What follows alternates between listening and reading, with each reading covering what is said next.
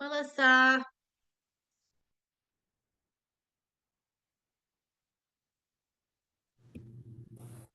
hello, hello. Hi. Hi.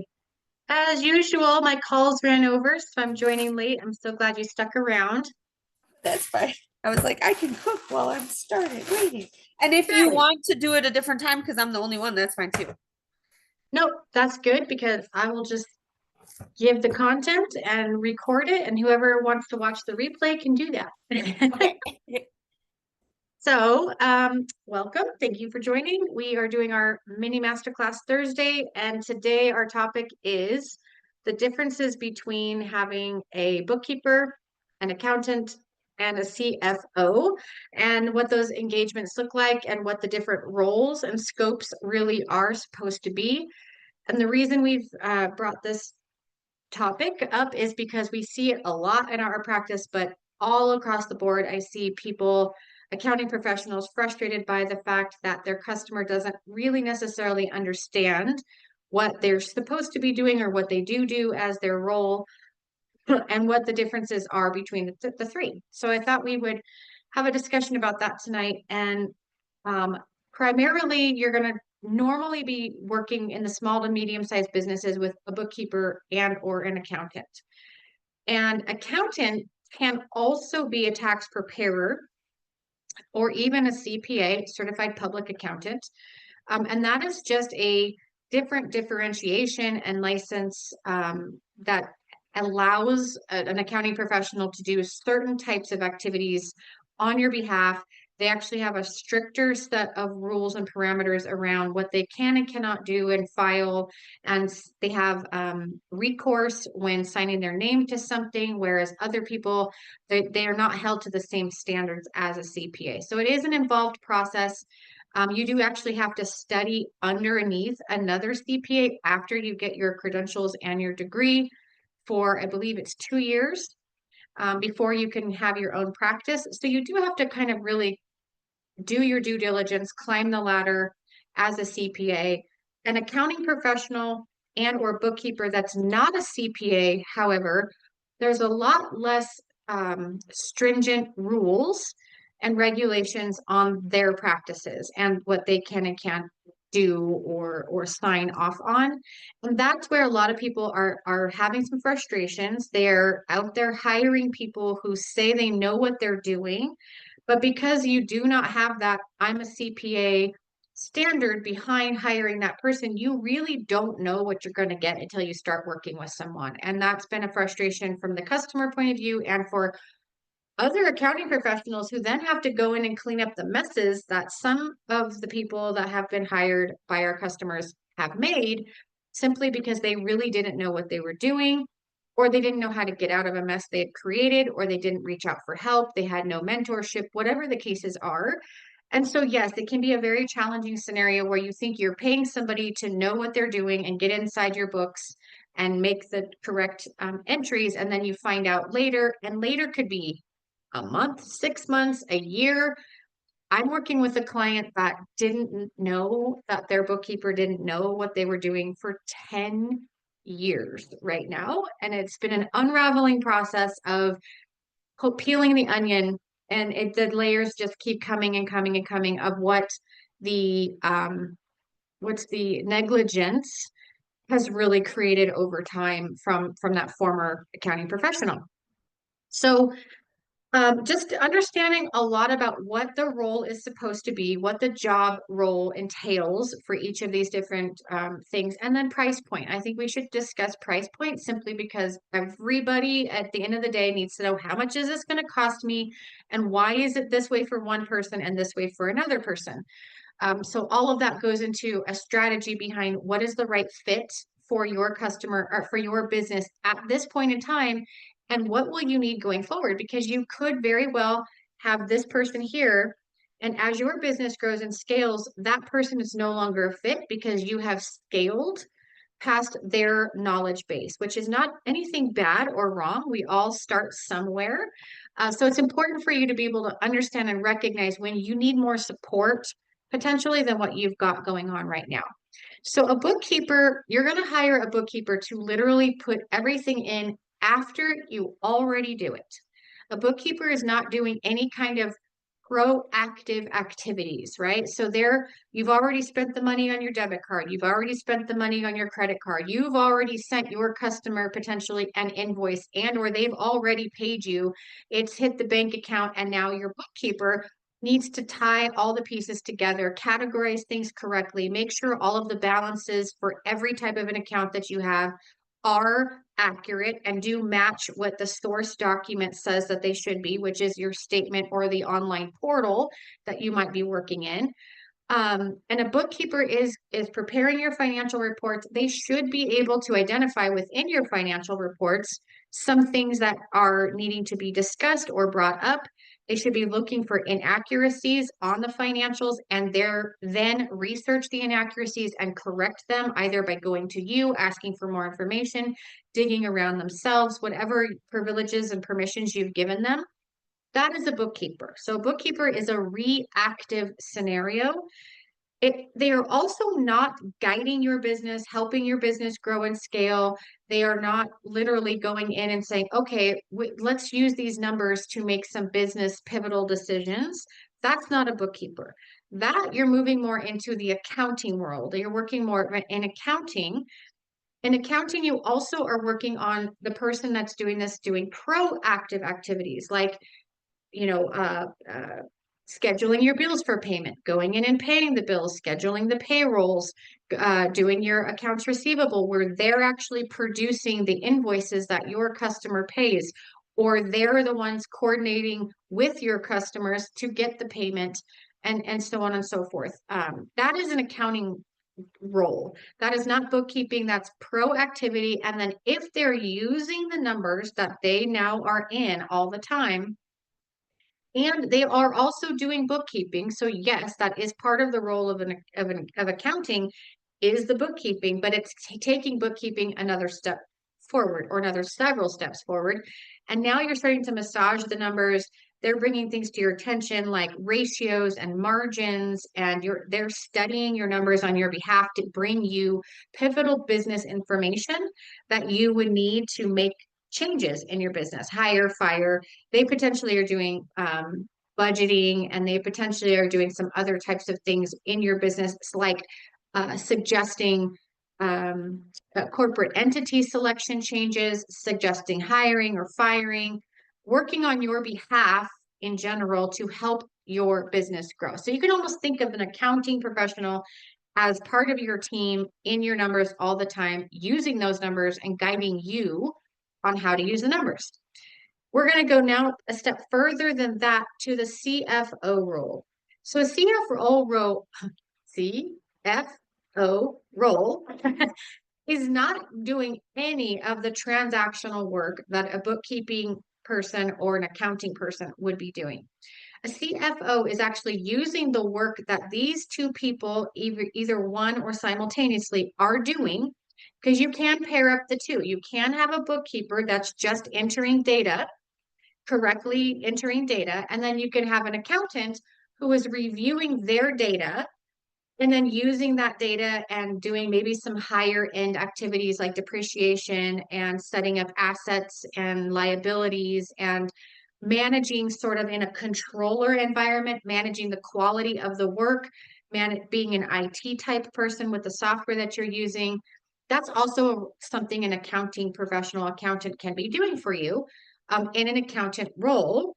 It doesn't just have to be bookkeeping and paying your bills. So it's all kinds of levels within the accounting role. But a CFO is then taking all the information, all the work that these two people are doing, or these two roles are doing, and then using their data that they have put in to do a lot more heavy digesting of the numbers.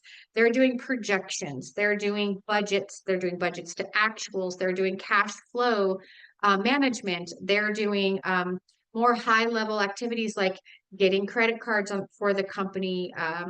You maybe even creating job roles and descriptions, creating scopes of work and different things like that, because of what the numbers are saying to them, because of the information that they have that's already been going on in the background.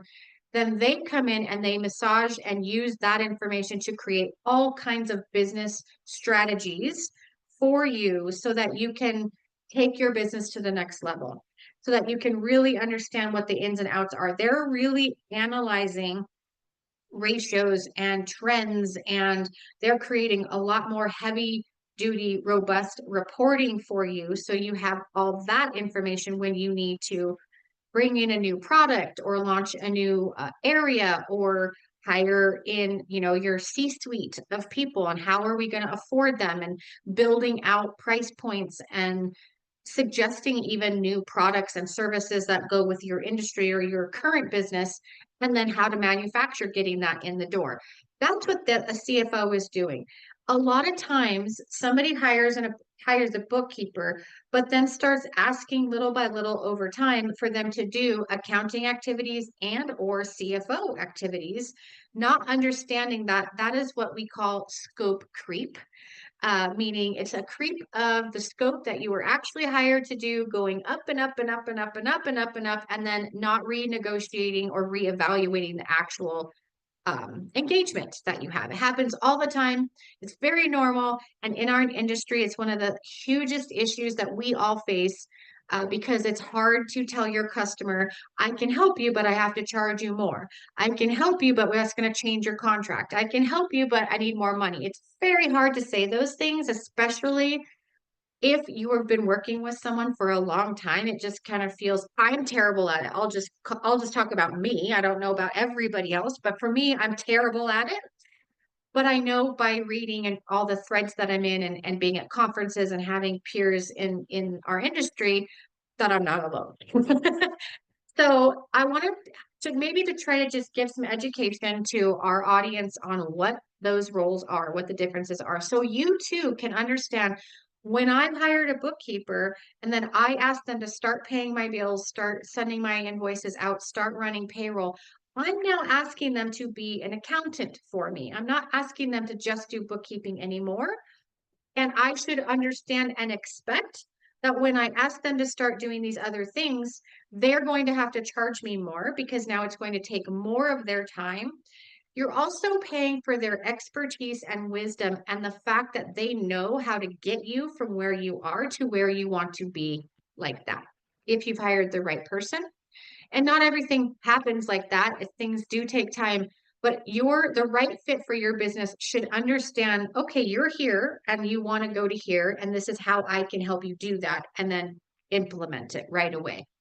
If who you're working with seems unsure of how to get you from where you are to where you want to be, or if they're like, oh, I've never done that before, or oh, I'm not sure how that works, these are signs and clues that you may be outgrowing the person you're currently working with. You have a couple options there. You can keep the person you're working with that you have a great working relationship with for their scope, their day-to-day entries and scope that they're doing. And then additionally, hire in somebody with a higher skill set who can piggyback off of what they're doing and complete those other tasks that you've asked for. You also have the opportunity to bring some of that work in-house. You may get training on, how do I teach an in-house person, or how do I hire an in-house person to handle XYZ? And then they're working in tandem with the bookkeeper. That's also another option. When you go to hire, you just have to understand that you should still put an employee through a vetting process. I've seen so many messes that employees have made, not just outsourced, accounting professionals, because you hire someone off the streets that says, I know QuickBooks because they took a semester in junior college 10 years ago, and they think nothing's changed. And then they get in there and they make a mess. So you just really want to be careful on vetting both an outsourced solution and an in-house solution. But you could do that. Or you say, okay, you know what?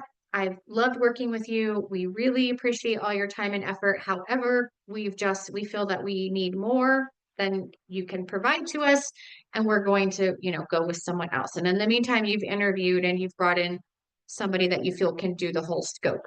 Those are your options, but every option that you choose, you have to understand that's going to create a different price point, a different skill set, different degrees, potentially, different, all the things. And that's a lot of what you're paying for when you pay for a higher level of service. You're also paying for a higher level of knowledge, education, time that it takes.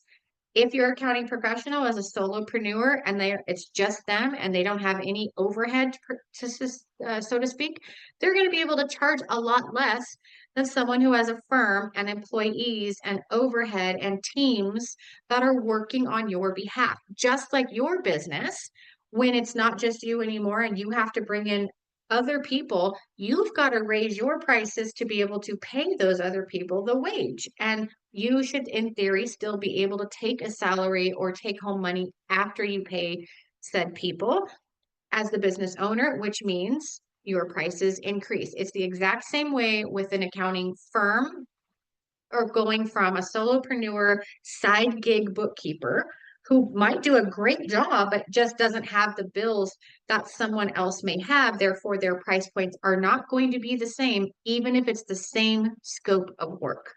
So a lot depends on your area.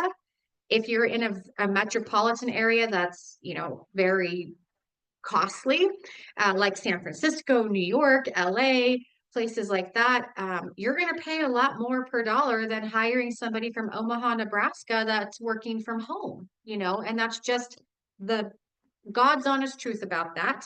And that does not mean that the more expensive work will equate to a better job than the not as expensive work. It's just a product of like you doing your due diligence. What works for our company? What can we afford? What level of service can they provide? What capacity do they have? What is their expertise in where, they are in their journey? And then you decide what's right for you.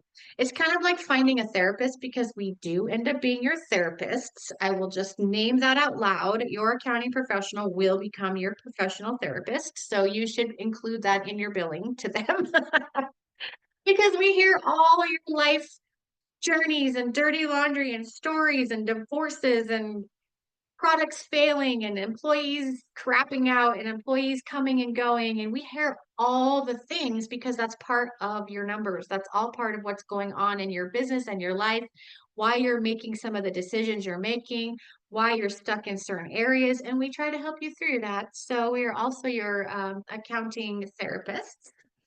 But anyways, most of us don't hold licenses in that. And then a CFO. CFO is not transactional at all. And you just need to understand that. When you tell your CFO, can you do this bookkeeping work or this accounting work? They're likely going to say no.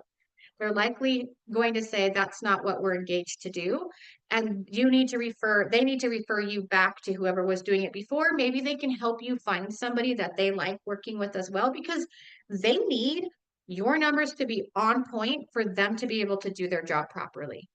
So if you hire a CFO to come in and do the work for you and your numbers are crap, they're not going to be able to do their job. Or if they start doing their job because they think the numbers that you're giving them are accurate, they're going to have results that are not going to be helpful whatsoever. And that's not their fault. They're working with what they're being given, though they should be doing their due diligence in understanding that the numbers are correct before they go doing that job. But anyways, I would highly suggest that before you have a CFO, you at least have a controller that is managing the quality of work that your internal meaning your accounting team is doing, whether that's an actual employee or an outsourced company. Because once the controller goes in and says, okay, yes, I agree, things are working right, things are getting reconciled, audits are being done correctly, the numbers are clear, then the CFO knows that they have the information, bam, that they need to do their job. On the flip side to that, a controller is not a CFO, so a controller is not doing those types of things. There could be in all of this a blend where a bookkeeper will say sure and can absolutely do accounting work. That happens all the time. It's how I started, as a matter of fact. I was building a bookkeeping company, and every time I got another client, a bigger client, I started doing accounting, and I was engaged only for bookkeeping. So I completely see how that works, and that world kind of blends together sometimes. And I can tell you very honestly and transparently that one of the biggest mistakes I made was not putting a line in the sand of what's bookkeeping, what's accounting, and my practice suffered for it eventually, right? Then you may have an accountant that can do controller work. Maybe they also do controller work for you, but you need to expect that you're paying them to do both roles. Then you may have a controller only who also can do a lot of CFO type work, or they know how to do it, or they have skill set around it, or they've just worked in the industry for so long that they naturally know what you need and they start offering you CFO type things in their role. Happens all the time. You might also have a CFO that doesn't have necessarily a lot of clients who may take on accounting work because, sure, I'll help you out. I'll make sure the numbers are right. But you understanding that these are exceptions to the rule is important because eventually, in any and all of those scenarios, someone is going to have to say, okay, I need to push back. I need to just do bookkeeping, or I need you to pay me to do accounting. I just need to do accounting, or I need you to pay me to do controller work. I need to only do controller work, or I need you to pay me to do CFO work. And that's a conversation you're eventually going to have with them. It's a sucky conversation. None of us like doing it. And it's not great for the customer either, because you're going along thinking, oh, you're getting all this accounting work for $500 a month, then life is great. When in fact, you should have been paying $1,500 a month all this time for really what you're getting. And then when that day comes, it's a hard conversation to have. So that's the basis of it. Bookkeeping is reactive, and you are telling the bookkeeper at all times what these things are for and what you spent it on already. And they're reconciling that everything is just accurate and clean. An accountant is doing all kinds of proactivity in your numbers, as well as potentially also bookkeeping, because you can have one that does both, and starting to use your numbers to help guide your business decisions so that you're not challenged with how do I use the numbers that my bookkeeping is producing, but giving you that information. A controller is quality control over the accounting that's being done or the bookkeeping that's being done, as well as some high level things like maybe some more budgeting and higher level reporting, scope of work activity, also audits and things like that that are high end, and also guiding the numbers to the next level, understanding what the numbers are, and then guiding you to the next level. CFO is even doing more than that. So they're taking all the work that's being done here and using that to help you scale and grow your business, or fix your cash flow, or manage your cash flow, or create different departments, or create different locations of your business elsewhere, get you lending, understand how all the programs that are out there work to your advantage, bring in specialists and consultants that are focused in different things like leadership and all that different type of departments that you might have. That's your CFO working for you because of what the numbers are telling them. That's really it. I hope this was helpful. If you have any questions, I'm here live. And if not, you're always welcome to post your questions in the replay on Instagram stories. You can DM us on LinkedIn, on YouTube, however you find us. Melissa, do you have any questions since you're still with us? You are on mute. Sorry, my dog, the groceries just Oh, came. I hear him. No, this was very helpful. Thank you. I guess I thought CFOs were more internal. And so like the idea of having to find somebody for that role is overwhelming, but I'm not there yet anyway, so it doesn't matter. And then I just wanted to shout you out really quick because I had my tax appointment today, and he said, Okay. you obviously know what you're doing because the books were super clean and great. So thank you. I love that. Oh my gosh, that makes me so happy. Well, thank you. And just because I don't know who's watching the replay, Melissa and I have a consulting agreement. So I just sit down with her once a month and help her understand what she's done in her own book. So I'm not doing it for her. And that's a role an accounting professional can play for you, is just someone to guide you and help you without having to actually have them do all the work for you. So that's not really what we're talking about today, but I just want to make sure everyone knows that's another way you can engage a accounting professional. I'm really struggling with my words today. Is just have them kind of sit in the background and help guide you with what you're already doing. So I appreciate you saying that. A CFO can absolutely be internal, and depending on the size of the company, sometimes it makes more sense to hire someone that has your full-time back. Like you need them in the office or working in your numbers 8 hours to 10 hours a day. That's an internal CFO. An outsourced CFO, or what we actually refer to as fractional CFO, is still doing that same body of work, but maybe the volume isn't so high that they can't be working with multiple clients at one time. So they might have 3 to 5 fractional CFO clients at any given time that they're dividing all their time amongst, versus someone that really needs to be in that business 8 hours a day, 5 days a week. I would absolutely at that point tell you that you need to hire your own CFO. Now, in hiring a CFO, this is a great point to make too. So thanks again.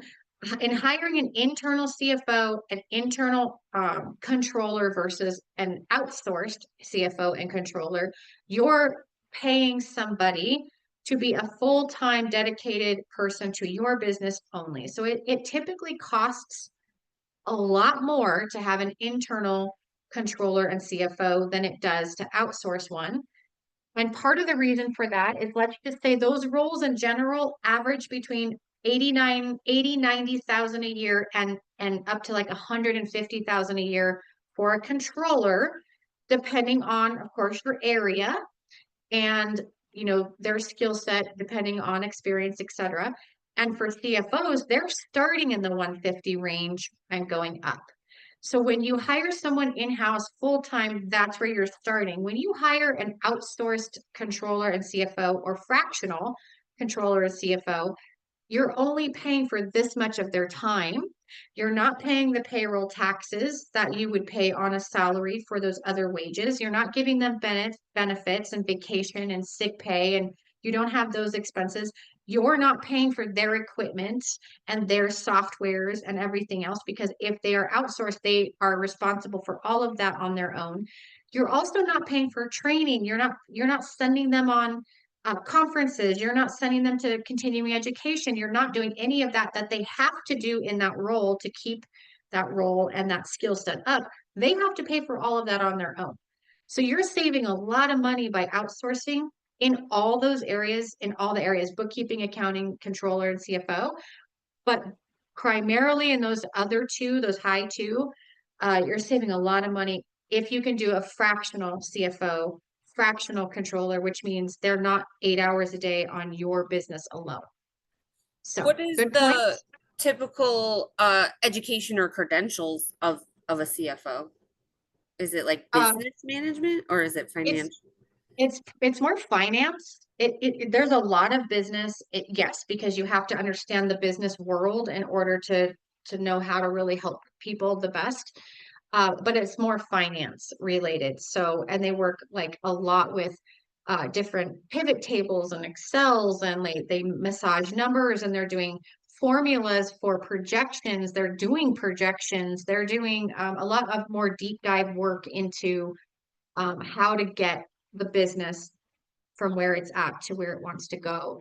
And then they're also implementing new scopes of work. They're implementing job roles. They're implementing all kinds of changes that the leadership in the company needs to be behind. So they're spending a lot of time with leadership, helping change and turn the trajectory of the business once they come up with these solutions. So it's not just as simple as, here's a spreadsheet I made for you with a pretty graph. Here you go. It's, here's what all this means. Here's how I got to this place. Here's what you need to do. Let's put a plan into place. Let's calendar it. Let's reverse engineer back into it. Let's have meetings. Let's create teams. Let's understand how much each team is going to cost us as a budget to get to this end goal. I mean, it's very involved. Um, And so it can be very involved. I mean, and that's why I say if you've got that scenario, then you definitely want somebody internal. But if you've got just someone that you need, a fraction of their time, considering in an 8-hour day, then you can hire outsourced. And then can you just speak a little bit on who is best, or is it a collaborative effort in regards to tax planning specifically? Your tax planning is absolutely collaborative, because the tax preparer needs the bookkeeper and or accountant to understand what they need, end result they need, so that the books can be maintained in a way that makes it just seamless and easy. There also needs to be collaboration between the two accounting professionals, because if the accounting professional is doing the payroll, and things like that, they're the ones putting the strategies into the software and making sure that it's updated based on what the tax planning needs to be, typically. Also, if your tax preparer, not all tax preparers do tax planning, ironically enough. Sometimes you need to go to like even a third party person, consultant, that all they do is tax planning, which means they just look at your numbers, which again are being produced by your bookkeeping or accountant person or team. And then they say, based on these numbers and your previous tax returns, I see these trends, and I know that this program would benefit you in your industry for your scenario. And they can just tell you, here's what to do. But then you need the person that's going to be able to go in and do the things that consultant said to do. If that's the case, typically that consultant will, of course, try to convert you. Let us do your taxes for you. We'll take care of this all. It's one of those things, but it doesn't necessarily have to be your tax preparer doing the tax planning. It's just who has the skill set to give you those results. So absolute collaboration is necessary if your accounting professional is also the person doing your taxes and doing your tax planning, and you're the lucky duck that has someone that's got your full back in your business. Great. And then there's really no collaboration needed unless it's in their head amongst themselves and all their personalities together. So, yeah, absolute collaboration is necessary. And then the CFO could get involved, or the controller not so much. I would say more CFO could get involved in a higher end tax planning scenario and say, wait a minute, that's not a good move, because over here, we're trying to accomplish this other thing. And if we do this over here, that's affected. And so they're looking at the big picture that your tax preparer may not necessarily know when doing the tax planning, because there's a lot of internal movements that are being made, pieces of the puzzle that are all over the place. And you may only be giving the tax preparer one snippet, whereas the CFO knows the whole kit and caboodle. But again, that's down the line when you have a company that's big enough that you really need that extra support and that point person. What happens so much is that owners won't let go, and they won't bring in these specialists soon enough. So they're trying to manage it all by themselves, and they're just missing so many pieces that they could be benefiting from, because they just don't have the skill set. It's not what they do. They do, jewelry making, and here they're over here trying to put tax planning into place, and they can't do it because it's not their skill set. Okay. And then you but guys do accounting and bookkeeping, but not tax prep. Correct. We do the bookkeeping and accounting, controllership, and okay. we do tax prep, in that we work all the way up to actually doing the taxes, but we don't do tax preparation as far as like a return. We outsource, and we work with several CPAs that we love and trust and know that are good to our clients and good with what they do. But we don't do it in-house. Awesome. Thank you so much. This was cool. Very good. I'm glad. Thank you so much for joining and waiting on me. I appreciate it so much. And we will reconvene in 2 weeks for our next mini masterclass. And we appreciate everyone coming live and on the replays. We will see you soon. Everyone have a great rest of your week.